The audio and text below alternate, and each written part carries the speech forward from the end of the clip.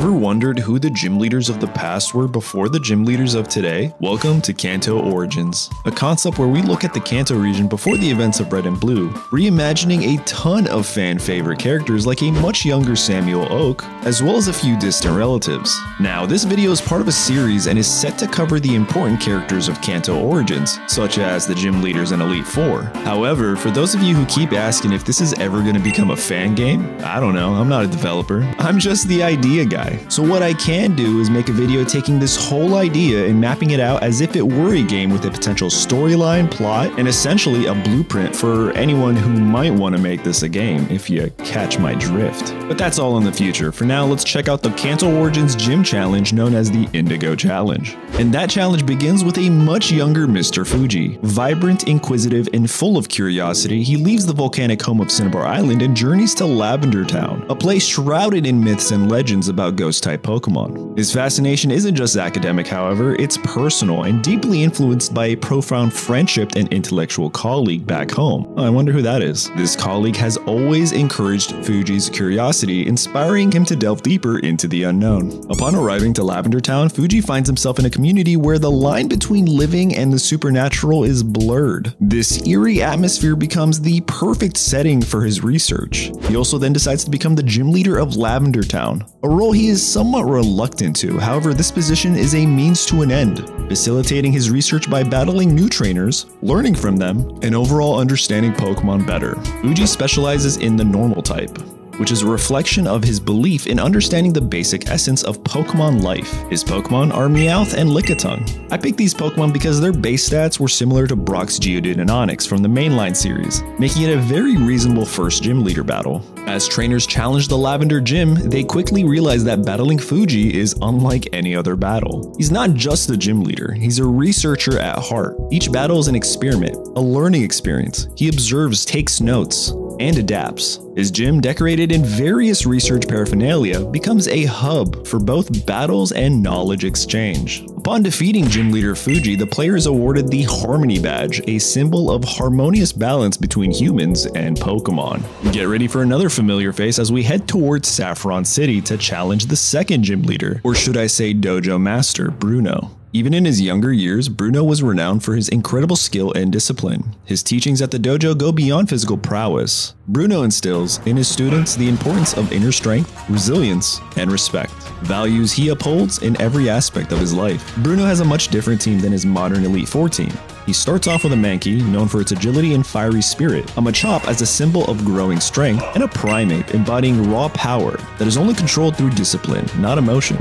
These Pokemon are not just his battle companions, they are his partners in his martial arts journey, each helping him grow and reach new heights. Each battle at the Saffron Dojo is a learning experience. Bruno often offers insights and advice for his challengers, turning each match into a lesson in strategy, strength, and sportsmanship. His style is direct yet thoughtful, pushing both his Pokemon and his opponents to their limits, while maintaining a deep sense of honor and respect for the battle. Upon defeating gym leader Bruno, the player is awarded the Strength Badge, a symbol of physical and mental fortitude. See what I did there? Next up is the Architect of Celadon City. In fact, most of Kanto, really. And that's Elijah. He's not only the gym leader, but also the driving force behind the city's development. As the head of Kanto's most successful construction company, he is responsible for many of the region's architectural marvels, including the department store and the new ongoing cycling road project, which will connect Celadon to Fuchsia City. He's not only Celadon's gym leader, but also Erica, the modern Celadon City gym leader's father. Keeping the theme of nature, he specializes in the ground type, which reflects his affinity with the earth and molding it into anything he can imagine. His Pokemon are a Rhyhorn, which he often uses in his demolition zones, a Dugtrio to help him dig up plots of land, and a Sandslash to cut up all building equipment in record time. But he doesn't just use these Pokemon for construction. No, these are his gym Pokemon. You see, Elijah's gym is more than a battleground. It's a showcase of architectural excellence, featuring elements of his work. Battling him is not just a test of strength, but also a lesson in the importance of a strong foundation. Though his impact on Kanto extends beyond his gym and his construction sites, he is a visionary who transformed Celadon City into a place of progress and innovation. His legacy is seen in the skylines he shapes and in the foundations he leaves behind.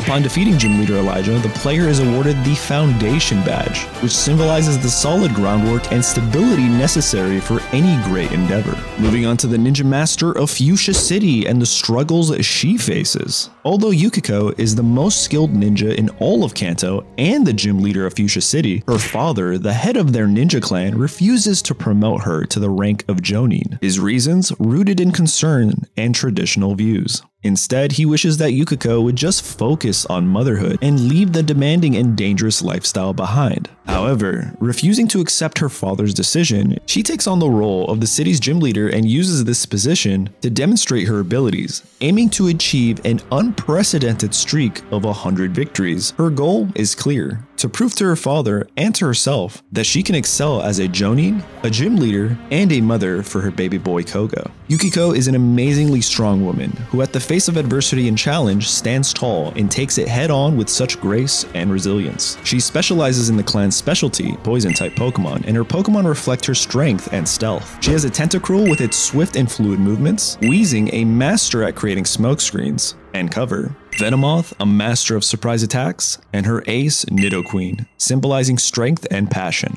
Upon defeating Gym Leader Yukiko, the player is awarded the Stealth Badge, which symbolizes the art of balancing visibility and invisibility, strength and subtlety, reflecting her own life's journey. Do you see it?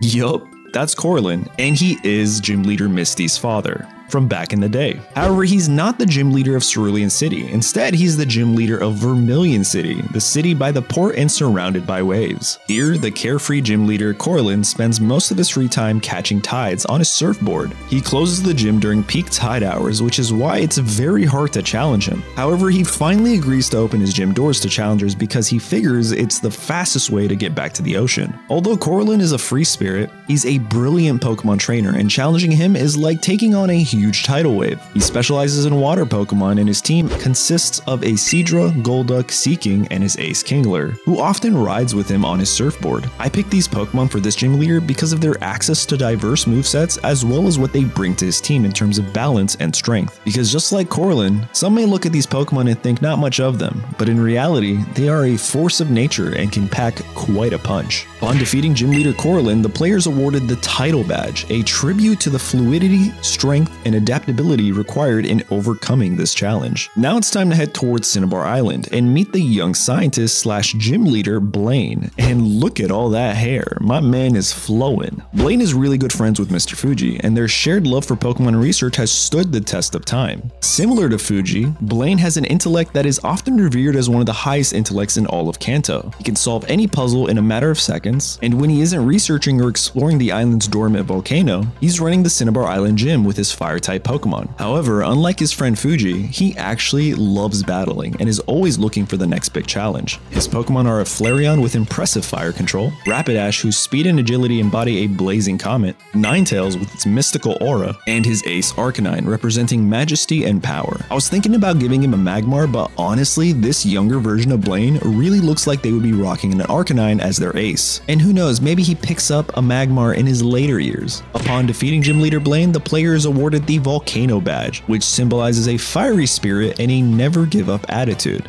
Next gym is in a much older looking pewter city and is run by none other than the pioneer of Pokemon Resurrection, Brick, gym leader Brock's grandfather. He is a visionary who proposed the resurrection theory as well as traveled across 10 different regions digging up fossils. It's rumored that he builds gyms across many different regions, so that way he always has a place to study rock type Pokemon and fossils. He looks a lot like Brock, however he dresses in a custom made suit made out of stone texture and is always trying to hit on Nurse Joy. Unfortunately for him, she doesn't seem to care too much about his rocks. But that's not the only thing these two have in common. It seems that Brick's influence on the young gym leader was so profound, it ended up shaping his deep interest in Pokemon, as well as being a major influence to Brock in his later years. Now, when Brick isn't busy getting rejected by Nurse Joy or studying fossils, you could find him at the Pewter City Gym with his Rock-type Pokemon. His team consists of his trusty Onix and 3 fossil Pokemon, Amistar, Kabutops, and Aerodactyl. Although it's not quite explained if these Pokemon are resurrected or if he found them somewhere out there along his many travels. Upon defeating Gym Leader Brick, the player is awarded the Fossil Badge, which symbolizes the enduring legacy of Pokemon.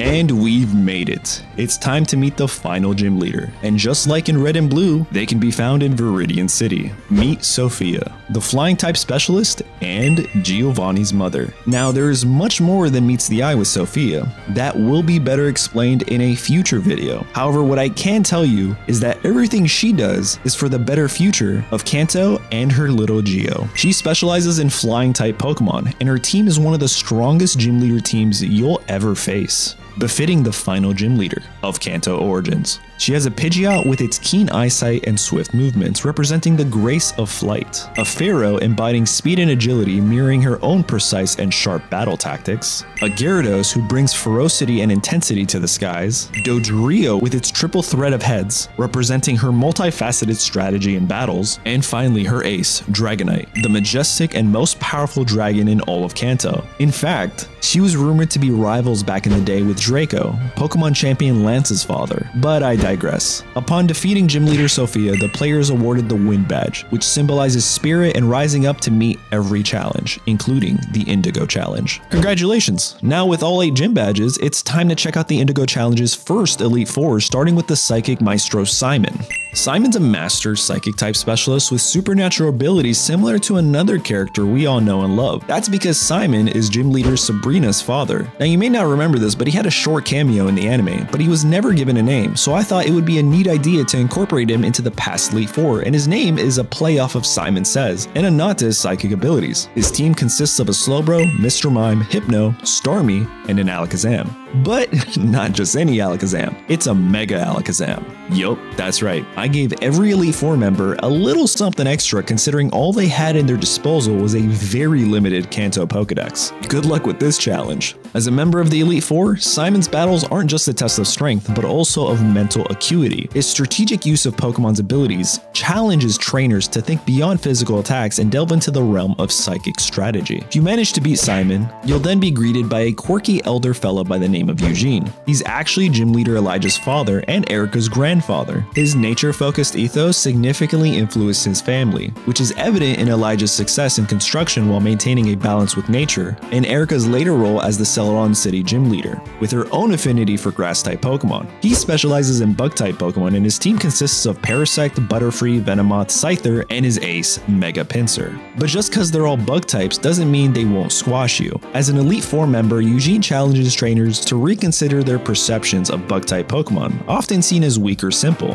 His battles are a blend of unorthodox strategies and a showcase of the underestimated power of his chosen type. If you manage to best Eugene, then you get to go up against Frost, Elite Four member Lorelai's uncle. He also specializes in the Ice type and has a Dugong, Vaporeon, Cloyster, Jinx, and a Mega Lapras. Yeah, I know, Vaporeon isn't an Ice type, but neither was Slowbro, and Lorelai had that on her team, so Frost is getting the same treatment. As for the third member of the Elite Four, Frost presents trainers with a challenge that tests not only their Pokemon strength, but also their ability to strategize and adapt. His battles are a blend of intellect, power, and the serene yet unforgiving nature of Ice. If you manage to overcome Frost, then you'll be going up against the final Elite Four member, a much younger Agatha.